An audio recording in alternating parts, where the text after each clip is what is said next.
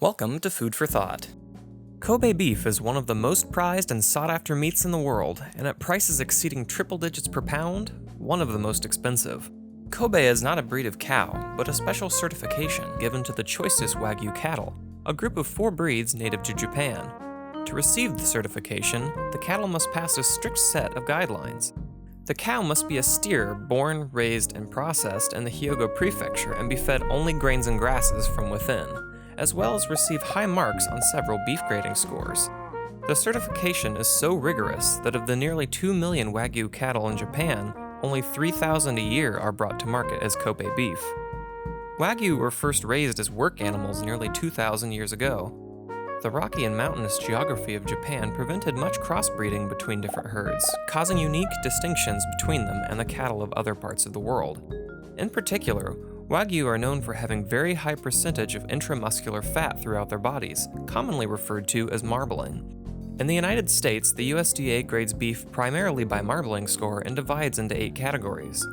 Beef that receives the top grade, USDA Prime, contains at least 10% fat content. Of the 95 million cattle raised in the United States, only 3% are certified USDA Prime. Japan uses its own grading system, the BMS, for marbling. A typical prime cut would receive a 4 on the BMS, out of a possible 12. Wagyu must receive a score of 6 or higher to be Kobe certified, with some of the best cuts having nearly 60% intramuscular fat.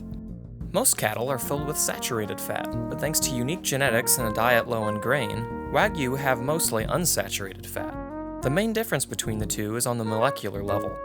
Saturated fat has only single bonds between carbon atoms, causing them to be saturated with hydrogen. Unsaturated fats have 1 or more double bonds, which breaks the chain of hydrogen and causes gaps in the structure, which turns the fat into a liquid at room temperature.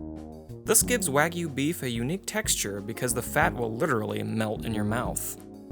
Kobe beef has become the victim of widespread fraud in the past several years, in part because the US doesn't recognize the Kobe trademark and because of Japan's strict laws regarding beef exportation. Japan didn't export Kobe beef until 2012 when the first shipments were sent to Macau and Hong Kong, with the US, Singapore, and Thailand following a few months later. The United States only receives a few hundred pounds of Kobe beef a month and is distributed among a very small handful of restaurants. But Kobe was on American menus long before it was ever exported from Japan.